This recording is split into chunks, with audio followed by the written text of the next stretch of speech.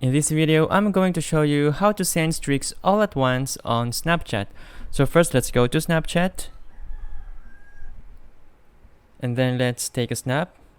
And then let's tap at the send button on the bottom right. And then tap on send to at the top. And you could notice there's an option to create a shortcut. Just tap on that. And then choose emoji. Tap on that, and